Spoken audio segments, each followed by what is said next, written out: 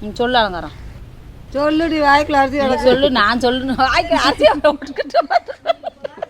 சாதியே எங்களை ஒழிக்கிறீங்க. ஓட்டு மட்டும் நாங்கள் எப்படி போடுவோம்?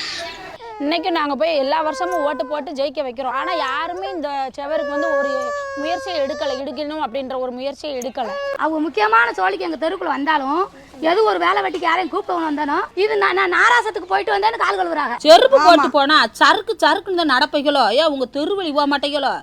எங்க பாதையை திறந்து விட்டா நாங்க வாட்டில போவோம்ல. வருவோம் செருப்பு போட்டு போறோம், சறுக்குன்னு வரோம், சறுக்கு இல்லாம கூட போறோம். தீண்டாமையோட உச்சம் பள்ளிக்கூடத்து பாடப்புத்தகத்திலே முதல் பக்கத்தில் இருக்கிற முதல் வாசகமே தீண்டாமை ஒரு பாவற்றே, தீண்டாமை ஒரு பெருங்குற்றம், தீண்டாமை ஒரு மையத்தன்மையற்ற செயல்னு சொல்லியிருக்கிறாங்க. அதையே பாடப்புத்தகத்தில் வச்சுட்டு அதை படிக்கிறவங்களே இதை பண்ணுறது தான் மிகப்பெரிய கொடுமை. ஜனநாயக நாடுன்னு சொல்லியிருக்காங்க. ஜனநாயக நாட்டில் ஒவ்வொருத்தருக்கும் ஓட்டு உரிமை இருக்குது. நாங்கள் ஒளிஞ்சு மறைமுகமாக போய் ஓட்டு போடணும் என்ன இருக்குது?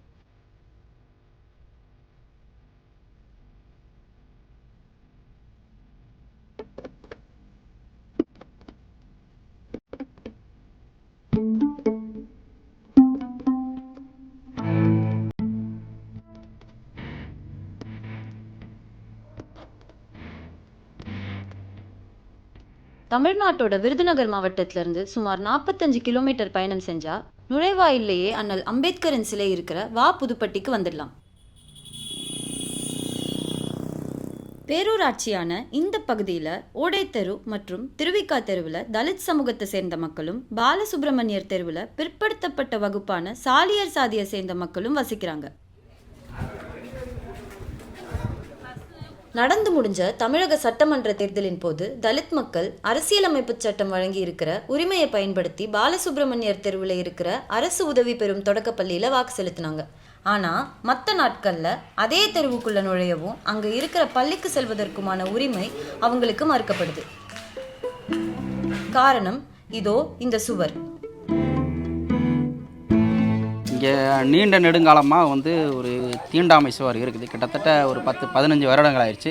2010 இந்த சுவர் கட்டி எழுப்பப்பட்டது. எங்கள் தம்பி நானும் ஊரை தடுக்க முடியல. அவங்க போலீஸ் வச்சு விரட்டி அடித்து விட்டுட்டாங்க. எங்களால் ஒன்றும் செய்ய முடியல. பொம்பளை வழியில் ஆம்பளைலாம் நிறைய பேர் ஓடிட்டாங்க. ஒரு சில பேர் தடுக்க முடியல.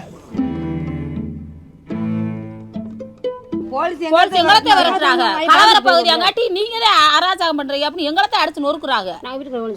நாங்க ஓடி அவங்க போலீஸ்காரர் கம்ப வச்சுட்டு அடிக்கும் போது நாங்க என்ன செய்வோம்? பொம்பளை பிள்ளைங்க ஓடி ஒளியத்தான் பார்ப்போம். கிட்டத்தட்ட ஒரு 20 வருஷத்துக்கு முன்னாடி இங்கே இந்த பாலசுப்ரமணியர் ஸ்கூலில் தான் நாங்கள்லாம் படித்தோம். அப்போ இந்த தீண்டாமை சுவர்லாம் கிடையாது. எல்லாருமே போக்குவரத்து எல்லாமே இங்கிட்ட தான் இருந்துச்சு. நம்ம ஒரு மாடை பற்றிட்டு போகிறதுனால காட்டுக்கு பற்றிட்டு போகிறதுலேருந்து ஒரு விஷயத்துக்கும் இந்த பாதை தான் யூசேஜாக இருந்துச்சு.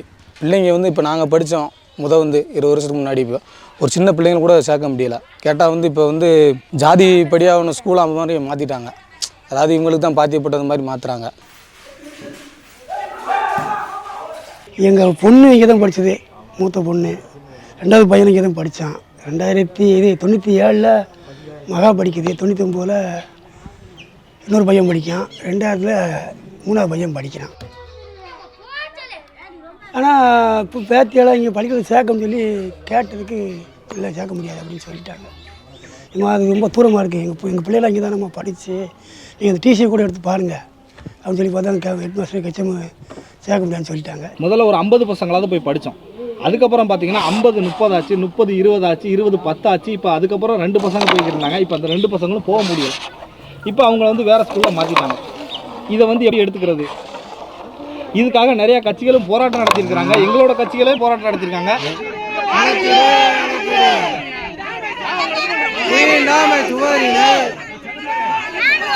தமிழ்நாடு தீண்டாமை ஒழிப்பு பண்ணி அந்த பொதுப்பாதையை மறைச்சி கட்டியிருக்கக்கூடிய தீண்டாமை சுவரை அகற்றணும் அப்படின்றதுக்காக போன ஆண்டு செப்டம்பர் 30 தோழர் பி சீனிவாசன் நினைவு நாளில் போராட்டத்தை நடத்தினோம். அப்படி அறிவித்தா அதிகாரிகள் எந்தவித பேச்சுவார்த்தையும் நடத்தலை. அந்த அரசு ஆவணங்கள் என்ன இருக்குதுன்னு சொல்ல தயாராக இல்லை. நீங்கள் போராட்டம் நடத்தாதீங்க அப்படின்னு சொல்ல மட்டும்தான் செஞ்சாங்க. அப்போ அந்த மக்களுக்கு அதான் கோபம் வருது. நீங்கள் நாங்கள் இத்தனை வருஷம் பயன்படுத்துறவங்க எங்களுக்கு சாதகமாக இருக்க மாட்டீங்க, ஒரு ஆக்கிரமிப்பு பண்ணதுக்கு சாதகமாக இருப்பீங்களான்றது தான் அந்த மக்களுடைய கோபமாக இருக்குது.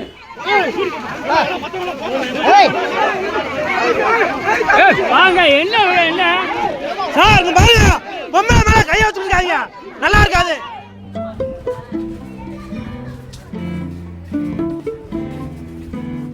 அவங்க தாழ்த்தப்பட்ட ஜாதியா, அவங்க உயர்ந்த ஜாதியா. அவளை போய் இவங்க காதலிச்சிடுறாங்களாம். எங்கள் பசங்க போய் அவங்க பிள்ளைக்காடுகளை காதலிச்சிருக்கலாம். அதனால அப்படி கட்டி வச்சிருக்காங்க. ஜாதி அடிப்படையில் அவங்க கட்டிக்கிட்டாங்க. நாங்கள் அவங்க தெருவில் நடக்கக்கூடாது அப்படிங்க கட்டிக்கிட்டாங்க. இதை பற்றி சாலியர் சாதியை சேர்ந்த மக்கள் கிட்ட கேட்டப்போ அவங்கள பெரும்பாலானவங்க பதில் சொல்ல மறுத்தாங்க. பேசினவங்களும் இப்படியான கருத்தை தான் முன் வச்சாங்க.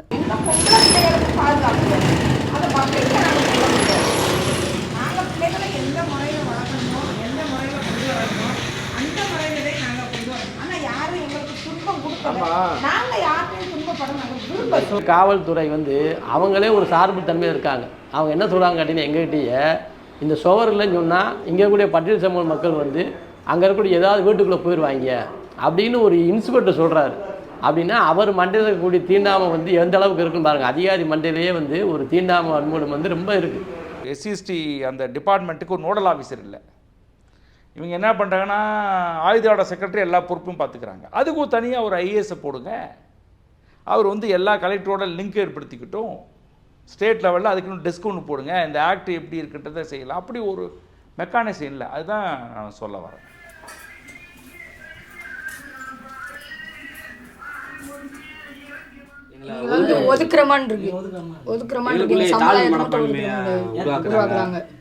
எங்களை அதுக்கு முன்னாடி போக விட மாட்டேங்காங்க. அப்படித்தான் போட்டு நான் கிரிக்கெட் விளாட போனோம்ட்டு தம்பி நீங்களாம் இங்கிட்டு வரக்கூடாதுப்பான்னு சொல்லி ஒரே சொல்லி விட்டாங்க. சரி நினச்சி எங்கள் தெருவில் நாங்கள் விளாண்டோம். பந்து அங்கிட்டு போயிடுச்சு, எடுக்க போனோம். பந்தை தூக்கி அங்கே போட்டாங்க. எதுக்குன்னு கட்டோம், நீங்கள் எதுக்கு பண்ணிட்டு வாரீங்க பொது நிற்கும், உங்களை தான் வரக்கூடாதுன்னு கட்டியிருக்கோம்ல அதுதான் ஜவரி அப்படின்னு சொல்லிட்டாங்க. அந்த பக்கம் போனா உங்களை தூக்கிட்டு போக பொட்டு பொடுக்குன்னு வயிறு வைக்க. இந்த வாரம் வெள்ளிக்கிழமை இருக்கிறவங்க அடுத்த வாரம் வெள்ளிக்கிழமை இருக்க மாட்டேங்க. அதான் இதான்னு சொல்லி திட்டி திமிர்றாங்க. ஒரு புல்லு புளிச்சு கொண்டு வர கூட எங்களுக்கு ரொம்ப சிரமமாக இருக்குது. உன் மாடு இந்த அதுக்கு கறி கொடுக்க வேண்டியதானே. இந்த அதான் இதுதான் உங்கள் பாதையா நாயா வேகான்னு அப்படி பேசுகிறாங்க. தென் மாவட்டங்களில் தீண்டாமை கொடுமைன்றது பல்வேறு வடிவங்கள் இப்போ அதிகரிச்சுக்கிட்டு தான் இருக்குது. உதாரணத்துக்கு மதுரையில் நீங்கள் எடுத்துக்கிட்டிங்கனாக்கா 2015 2025 வரை 10 ஆண்டுகளில் மதுரையில் மட்டும் 1333 அட்ராசிட்டிஸ் இன்சிடெண்ட் வந்து நடந்திருக்கு. மதுரை அடுத்து நம்ம பார்த்தீங்கன்னாக்கா திருநெல்வேலி, தூத்துக்குடி, விருதுநகர். இங்கே எல்லாமே வந்துட்டு சாதிய வன்கொடுமைகள் அதிகமாக, சாதிய கலவரங்கள், சாதிய படுகொலைகள் இங்கே வந்து அதிகமாக இருக்குது. கோமதி நாயகன் கமிஷன் ஒரு கமிஷன் போட்டாங்க கொடியங்குள சம்பவத்தில். அப்போ கோமதி நாயகன் என்ன மென்ஷன் பண்ணுறாருன்னா, தென் மாவட்டங்களில் ஏன் சாதி கலவரம் அதிகமாக இருக்குது அப்படின்னாக்க இந்த பகுதி வந்து ரொம்பவும் சாதிய அந்த இறுக்கம் அதிகமாக இருக்குது, சாதிய உணர்வுகள் இங்கே அதிகமாக இருக்குது. 2 அதிகமான கல்வி வளர்ச்சியும் பெரியதளவு இல்லை. அடுத்த கட்டமாக அவங்க என்ன சொல்கிறாங்கன்னா, எந்த விதமான தொழிற்சாலைகளும் இல்லை. இதெல்லாம் வந்து கோமதி நாயகனுடைய விசாரணை கமிஷன் அறிக்கையிலே இருக்குது. இது வந்து ஒரு அராஜாரத்தில் தான் இந்த மாதிரி எஸ்சிங்கிட்டு வரக்கூடாது. இதுதான் உண்மை. நாங்கள் எங்களை மனுஷராகவே அவங்க மதிக்கலை. இதை காட்டோம்னா அது சர்வேர் போட்டோம்னா தெருவு ஓப்பனான தெருவு தான் இது எப்பயுமே. இப்போ இல்லை, அது 1000 வருஷத்துக்கு முன்னாடி இருந்தே இது ஓப்பனாக தான் இருக்குது. அதிகமாக இருக்கிறது தலித்து தான். இங்கே இருக்கிற புதுப்பட்டியில் தலித்து அதிகம் இருக்கும். நாங்களே 9 கவுன்சிலர் இருக்கோம் தலித்து மட்டும். ஆனால் நாங்கள் ஆட்சி ஆள முடியல. ரிசர்வ் தொகுதி என்பது ஒரு சிறப்பு தொகுதி தான். அங்கே வந்து ரிசர்வ்னு ஒதுக்குனாலே அங்கே வந்து பட்டியல் சாதி மக்கள் தான் வந்து நிற்க முடியும். அப்போ எதுக்காக அவங்கள அங்கே இந்த தொகுதி ஒதுக்கப்படுது அப்படின்னா, அரசியல் பங்கேற்பில் அவங்க ஈடுபடணும், அரசியல் அதிகாரத்தை வந்து அவங்க வந்து சுவைக்கணும், அனுபவிக்கணும். ஆண்டாண்டு காலமாக சாதியின் பெயரால் ஒடுக்கப்பட்ட மக்களுக்கு ஒரு ஒரு ஒரு பிரதிநிதித்துவம் கொடுக்கணும். அவனுக்கு கொடுக்கப்பட்டிருக்கக்கூடிய அந்த அரசியல் பிரதிநிதித்துவம், அரசியல் அதிகாரம் கொண்டு அவன் தொகுதிக்குள்ளே ஒரு பாகுபாடு கடைபிடிக்குது அப்படின்னா இது எவ்வளோ பெரிய கொடுமை இது சொல்லுங்கள் பார்ப்போம். வாப்புதுப்பட்டியில் இருக்கிற இந்த தீண்டாமை சுவர் பிரிவினையை மட்டும் உருவாக்கல, மாறா சுமார் 350 தலித் குடும்பங்களுக்கான பொதுப்பாதை, பள்ளி, கழிப்பறைன்னு அவங்களுக்கு இருக்கிற பொது வசதிகளை பயன்படுத்துவதை தடுக்கும் விதமாகவும் கட்டப்பட்டிருக்கு. இது SC/ST வன்கொடுமை தடுப்பு சட்டத்துக்கு கீழே ஜாமீனில் விடுவிக்க முடியாத குற்றம். எங்களுக்கு ரொம்ப சிரமமாக இருக்குது. புது பாத்ரூம் கட்டி வச்சுருக்காங்க, அதில் போய் எங்களால் யூஸ் பண்ண முடியலை. சும்மா புறம்போக்கில் ஆம்பளை பொம்பளை ஒன்றா போயிட்டு வரதுனாக்கா புறம்போக்கில் கம்மாய்ச்சி நம்ம போயிட்டு வரோம். இவங்க இந்த தெருக்குள்ளே வரக்கூடாது, எங்கள் பொம்பளைகளை இழுத்துருவாங்க. பாத்ரூம் போகிற பொம்பளையாக போய் பொம்பளை இழுப்பாங்க. இந்த குமரி பிள்ளைகளுக்கு ஒரு பாத்ரூம் இருக்குது, கவர்மெண்ட் பாத்ரூம், அதை சுத்தப்படுத்த மாட்டேங்காங்க. அதை கூட வந்து பாருங்க. தெருவை பூரா எடுத்துக்கோங்க. இதே மாதிரி அந்த தெருவை வந்து எடுங்க.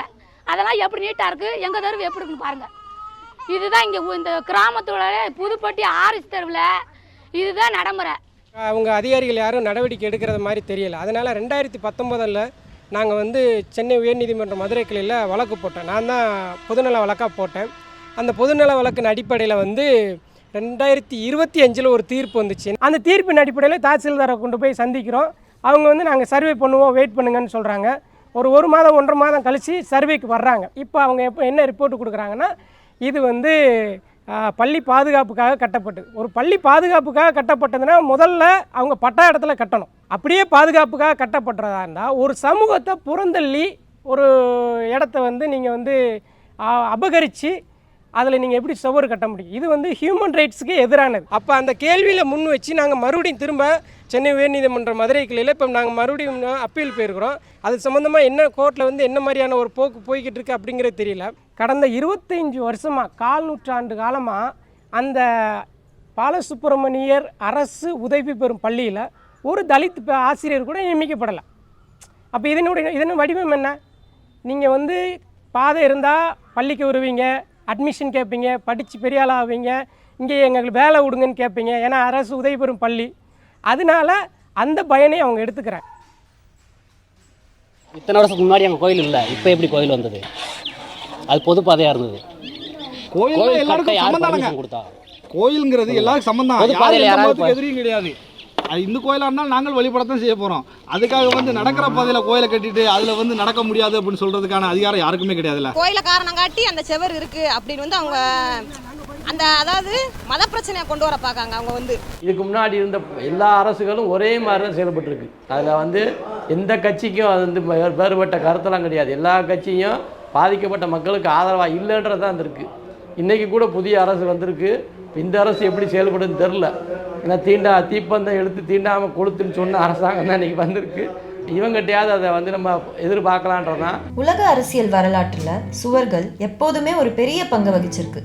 பாதுகாப்பு, வர்த்தக நோக்கம்னு வெவ்வேறு காரணங்களுக்காக அச்சுவர்கள் கட்டப்பட்டதா சொல்லப்பட்டாலும் அவை எப்போதுமே பிரிவினையை வெளிக்காட்டும் ஒரு கருவியாக இருந்திருக்கு. அதுபோல புதுப்பட்டியில் இருக்கிற இந்த தீண்டாமை சுவர் மனித மாண்புக்கும் சமத்துவத்துக்கும் எதிரான சாதிய வெளிப்பாடாக இருக்கு. வெறும் சுவரை இடிக்க இயந்திரங்கள் மட்டுமே போதும்னாலும் உண்மையான விடுதலைக்கும் மானுட வளர்ச்சிக்கும் தேவை சாதியற்ற ஒரு சமவெளி. அதுவே மனித மனங்களில் காலகாலமாக கட்டி காக்கப்பட்ட சுவர்களை உடைத்தெறிய இன்றியமையாத தேவையா இருக்கு. டிவிகேவாக இருக்கட்டும், டிஎம்கேவாக இருக்கட்டும், யாராக இருந்தாலும் சரி, யாராக இருந்தாலும் இந்த வீடியோ பார்த்துட்டு உங்கள் மனசாட்சியை வச்சு இந்த செவருக்கு ஒரு வழி பண்ணுங்க. இதை நாங்கள் வேண்டுகோளாக வைக்கிறோம்.